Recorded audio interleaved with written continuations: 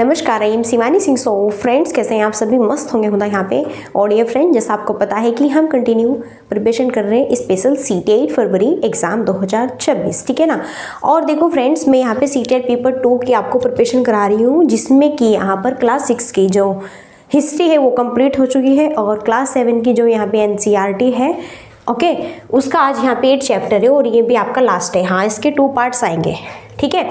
तो ये है 18वीं शताब्दी में नई राजनीतिक गठन। देखो, हम बात करने वाले हैं आज का जो हमारा सेशन है, अब जो है हम पढ़ने वाले हैं 1700 से 1800 के बीच में, ठीक है ना। अब से पहले जो है हमने यहाँ पर अगर हम बात करते हैं, देखो अब इसमें ना आपका धीरे धीरे मुगल समाप्त हो जाएगा। अब धीरे धीरे इसमें मुगल क्या हो जाएगा, समाप्त हो जाएगा और आगे यहाँ पे न्यू, ठीक है ना, और यहाँ पर आएंगे। बहुत ही अच्छे से हम पढ़ने वाले हैं, सारी चीज़ें क्लियर होंगी और मैं आपको बहुत अच्छे से सारी चीज़ें बिल्कुल कंफर्म बताऊंगी भी, ठीक है ना। जैसा आप यहाँ पर देख पा रहे हैं डियर फ्रेंड्स, देखो ध्यान से देखना है। अगर हम बात करें 18वीं शताब्दी की पूर्वार्ध, यानी कि इससे पहले के दौरान उपमहाद्वीप में कुछ विशेष रूप से उल्लेखनीय घटनाएं घटी। गौर करना है कि कई स्वतंत्र राज्यों के उदय से मुगल साम्राज्य की सीमाएं किस तरह से बदली। आप यह भी देखें कि 1765 तक एक अन्य शक्ति यानी ब्रिटिश सत्ता ने पूर्वी भारत के बड़े बड़े हिस्सों को सफलतापूर्वक हड़प लिया था। ये मानचित्र देखो, मैंने कहा ना कि पहले तो मुगल बहुत ही सक्सेसफुल हुए, ठीक है ना, कंटिन्यू आगे की ओर बढ़ते गए, लेकिन अब मुगल का यहाँ पे राज फिनिश हो चुका और अब ब्रिटिश सत्ता यहाँ पर आ चुकी है, ठीक है ना। चलिए देखो, जैसे यहाँ पर देखो आप बात कर रहे हैं ना, सिख, गुजरात, मालवा, अवध, मराठा, ठीक है। अब यहाँ पर ये सारी चीज़ें आपकी, जैसे यहाँ पर देखो मुगल साम्राज्य की बाहरी सीमा 1700। चलिए यहाँ पर देख लीजिएगा, यह दर्शाते हैं कि 18वीं शताब्दी एक ऐसी अवधि थी, देखो यह दर्शाते हैं कि 18वीं शताब्दी एक ऐसी अवधि थी जब भारत में राजनीतिक परिस्थितियां अपेक्षाकृत एक छोटे से समयांतराल में बड़ी तेजी से अचानक बदलनी स्टार्ट हो गई थी। इस अध्याय में हम 18वीं शताब्दी के पूर्वार्ध, यानी कि इससे पहले जो है मोटे तौर पर बात करें 1707 में जब औरंगजेब की मृत्यु हुई थी, तो 1761 तक जब पानीपत की तीसरी लड़ाई, देखो पानीपत की पहली लड़ाई वो हमने पढ़ ली है, इसके दौरान उपमहाद्वीप में उत्पन्न हुई नई राजनीतिक शक्तियों के बारे में हम पढ़ेंगे, ठीक है ना, बहुत इंपॉर्टेंट है।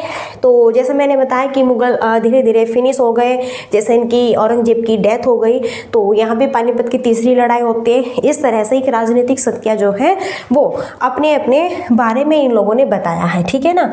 चलिए, सो जैसे देखो मुगल साम्राज्य और परावर्ती मुगलों के लिए संकट की क्या स्थिति यहाँ पर रही।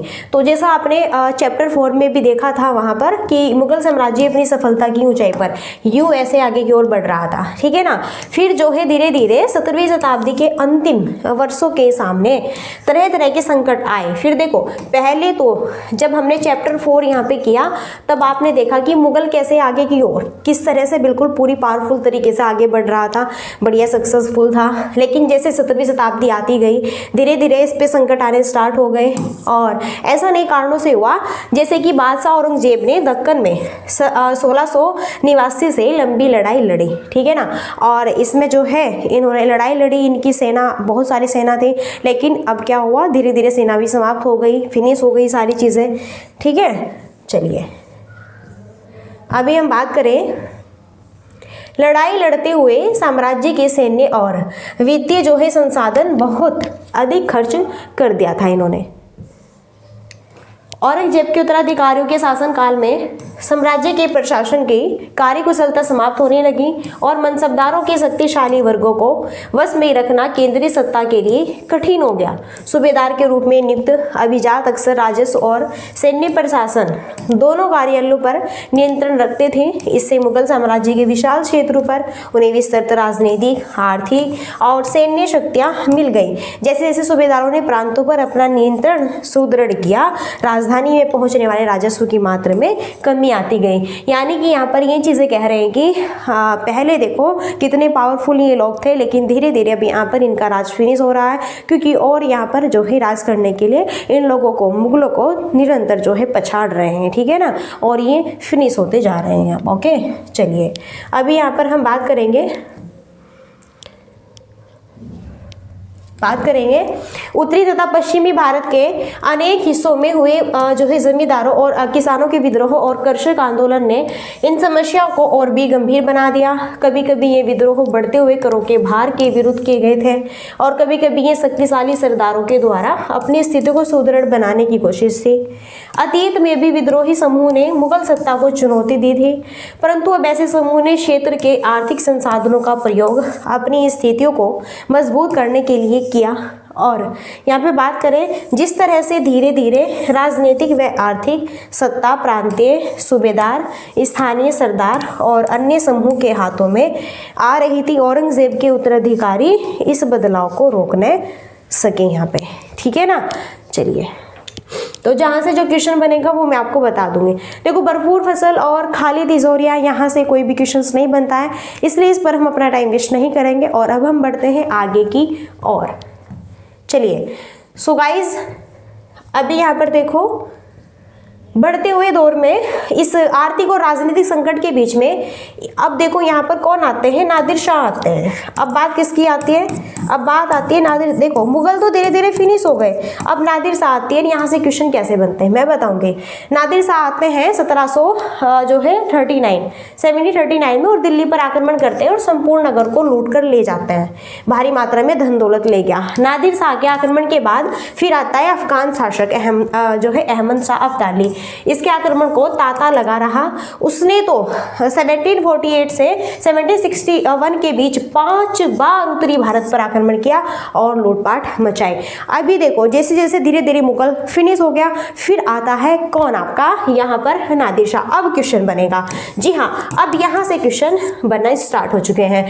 तो जैसे ही आर्थिक राजनीतिक संकट के बीच में फिर ईरान का शासक आता है। कहाँ का शासक आता है भाई जी, ईरान का शासक आता है। ईरान का शासक कौन है, नादिर शाह आता है। इसकी टाइमिंग पूछी जाती है, किसने दिल्ली पर कब आक्रमण किया, 1739 में दिल्ली पर आक्रमण किया और दिल्ली को लूट-पुट कर ले गया पूरा धन दौलत। फिर नादिर शाह के बाद में आता है अफगान शासक अहमदाबाद अब्दाली।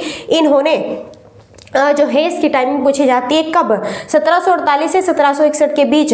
ये भी पूछा जाता है कि इन्होंने कितनी बार उत्तरी भारत पर आक्रमण किया, 5 बार। ये भी पूछा जाता है कि 5 बार उत्तरी भारत पर किसने आक्रमण किया, अफगान शासक अहमद शाह अब्दाली ने। कब किया, 1748 से 1761। जहां से क्वेश्चन बनेगा वो मैं बार बार बताऊंगी, जहां से क्वेश्चन नहीं बनेगा ओनली उसे हम समझाएंगे। जैसे मैंने अभी आपको ओनली समझाया, क्योंकि वहां से क्वेश्चन नहीं बनेंगे, यहाँ से क्वेश्चन बनेंगे।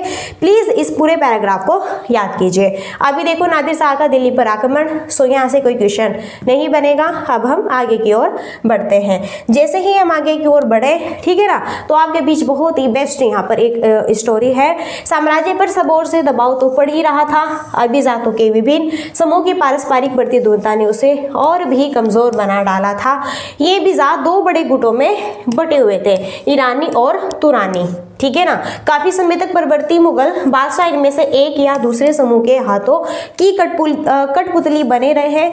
बेहद अपमानजनक स्थिति तब पैदा हो गई जब 2 मुगल बादशाह कौन आते हैं, फरुख शियार यहाँ पे और आलमगीर सेकंड, ठीक है ना। चलिए, ये कब आते हैं, इनकी भी आप टाइमिंग याद रखें।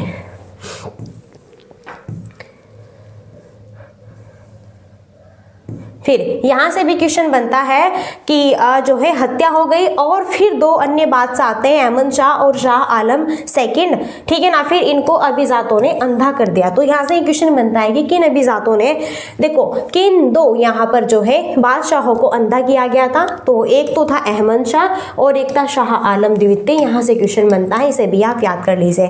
टाइमिंग है, अहमद शाह को 1748 से 1754 के बीच अंधा किया गया था और शाह आलम सेकंड को जो है 1759 से 1816 में इन अभिजातों ने इन्हें अंधा कर दिया। तो 2 ऐसे बादशाह हुए जिन लोगों को अंधा किया गया, अहमद शाह हुए और शाह आलम सेकंड हुए, ठीक है ना। सो प्लीज इन दोनों पॉइंट्स को आप याद रखेंगे।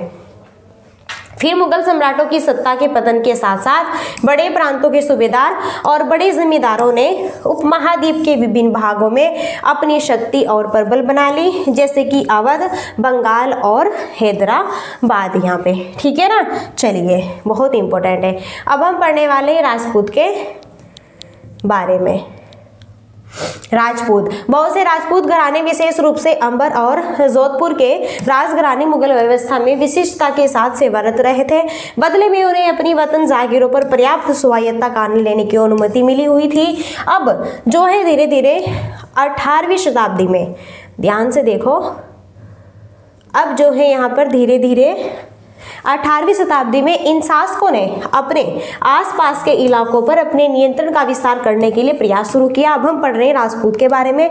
जोधपुर के राजा अजय सिंह ने भी मुगल दरबार की गुटिया राजनीति में अपने पैर फंसा दिए। इन प्रभावशाली राजपूत घरानों ने गुजरात और मालवा के लाभदायक सूबों की सूबेदारी का दावा किया। जोधपुर के राजा अजीत सिंह को गुजरात की सूबेदारी और अंबर के सवाई राजा जय सिंह को मालवा की सूबेदारी मिल गई। अब देखो यहाँ से क्वेश्चन बनेगा, अब यहाँ से क्वेश्चन बनेगा और सबसे मेन जो इंपॉर्टेंट है वो ये क्वेश्चन बनता है कि जोधपुर के राजा अजीत सिंह को गुजरात की सूबेदारी, यहाँ से क्वेश्चन बनेगा कि जोधपुर के राजा अजीत सिंह को कहाँ की सूबेदारी दी गई, याद रखना गुजरात की। फिर ये क्वेश्चन बनेगा अंबर के सवाई राजा जय सिंह को कहाँ की सूबेदारी दी गई, मालवा। सो प्लीज हाथ जोड़ के रिक्वेस्ट है इस दोनों क्वेश्चंस को याद कर लीजिए, यहाँ से क्वेश्चन आपका बनेगा। फिर बादशाह जहाँ जो है दारशाह ने 1713 में इन राजाओं के, फिर देखो यहाँ पर सो गाइस, फिर हम बात कर रहे हैं यहाँ पे बादशाह जहांदार शाह ने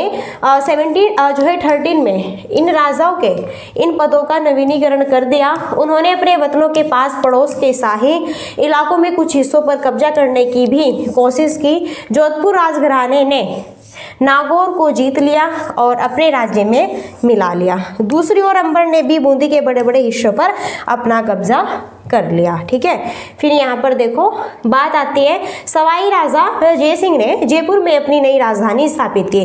अब यहाँ से क्वेश्चन बनेगा, अब यहाँ से थर्ड क्वेश्चन ये आपका ड्रॉ होगा कि सवाई राजा जय सिंह ने अपनी नई राजधानी कहाँ पर स्थापित की थी। इस क्वेश्चन को याद रखना, कहाँ पर की थी इन्होंने, जयपुर में की थी। कहाँ पर, जयपुर में। यहाँ से याद रखना कि क्वेश्चन बनता है डायरेक्ट कि सवाई राजा जय सिंह ने अपनी नई राजधानी स्थापित की थी जयपुर में और उसे 1722 में आगरा की सूबेदारी दे दी गई। किसे, सवाई राजा जय सिंह को 1722 में आगरा की, कहाँ की, देखो राजधानी जयपुर को अपनी राजधानी स्थापित की, आगरा की सूबेदारी मिली इनको। फिर 1740 के दशक के राजस्थान में मराठों के बीच में, देखो मराठों के अभियानों ने क्या किया, इन जो है रजवाड़ों पर भारी दबाव डालना शुरू कर दिया, जिससे उनका अपना विस्तार आगे होने से रुक गया। अब जयपुर के राजा जय सिंह, यहाँ से कोई क्वेश्चन नहीं बनता है। ओके, अब देखो आज़ादी हासिल करना यानी कि सिख, इनके बारे में तो हम कल पढ़ेंगे। पहले यहाँ से देख लो, यहाँ से ये जो बॉक्स आपको दिख रहा है ना, यहाँ से क्वेश्चन बनता है अम्बेर के शासक सवाई जय सिंह ने दिल्ली, जयपुर और उज्जैन, मथुरा और वाराणसी से 5 खगोलीय वेधशालाओं का निर्माण किया। जंतर मंतर के नाम से विख्यात इन वेधशालाओं में खगोलीय पिंडों के अध्ययन हेतु कई उपकरण भी हैं। यहाँ से क्वेश्चन बनता है कि अम्बेर के शासक सवाई जय सिंह ने कहाँ कहाँ पर वेधशालाओं का निर्माण किया, दिल्ली, जयपुर, उज्जैन, मथुरा, वाराणसी कि टोटल कितने, 5 खगोलीय वेधशालाओं का निर्माण किया। ठीक है ना, यहाँ से क्वेश्चन बनता है। सो गाइज आगे देखो यहाँ पे सिख, इसके बारे में हम कल पढ़ेंगे क्योंकि थोड़ा थोड़ा पढ़ेंगे ना तो चीज़ें हमें याद भी होंगी। ठीक है ना, तो आज के सेशन में मैंने आपको देखो क्या चीज़ें पढ़ाई। आज का जो सेशन है वो 18वीं शताब्दी से रिलेटेड है और यहाँ पे मैंने कहा कि अब हम 1700 से 1800 के बीच की चीज़ें पढ़ने वाले हैं, जिसमें कि जो मुगल हैं उनका पूर्ण रूप से यहाँ पर अब पतन होता है। ठीक है ना, और जब जो है औरंगजेब की डेथ हो जाती है। ठीक है, फिर यहाँ पर धीरे धीरे देखो आपके कौन आते हैं, मैंने जो है बताया था कि अब मुगल साम्राज्य जो है आपका धीरे धीरे संकट में आ गया, नष्ट होता जा रहा है। और फिर यहाँ पर बात आती है किसकी, नादिर शाह की, ठीक है ना। फिर यहाँ पर जो है हम नादिर शाह के बारे में पढ़ते हैं और कितनी अच्छी तरीके से हमने जो है नादिर शाह के बारे में चर्चा की। फिर यहाँ पर नादिर शाह के बाद में अफगान शासक अहमद शाह अब्दाली आता है, ठीक है ना। फिर वो आक्रमण करता है और दिल्ली को लूट-पोट के लेके चला जाता है, ठीक है ना। फिर देखो यहाँ पर धीरे धीरे ये सारी चीज़ें मैंने बताई। फिर यहाँ पर जो है किन दो जो है बादशाहों को अंधा किया गया, ओके, किन दो बादशाहों को अंधा किया गया, ये चीज़ भी मैंने बताई। फिर मैंने आपको राजपूत के बारे में पढ़ाया, सारी चीज़ें बहुत ही फेमस, और कहाँ पर किसने किसको, ठीक है ना, कहाँ का सूबेदार बनाया गया, किसको बनाया गया, ये चीज़ें भी मैंने आपको कवर कराई। सो आई होप आपको सारी चीज़ें क्लियर हो गई होगी। सो डियर फ्रेंड्स, सब यहीं पर हम अपनी वाणी को देते हैं विराम और मिलते हैं नेक्स्ट सेशन में, और तब तक के लिए so thanks for watching, keep study and bye bye, take care, जय हिंद, जय भारत, नमस्कार।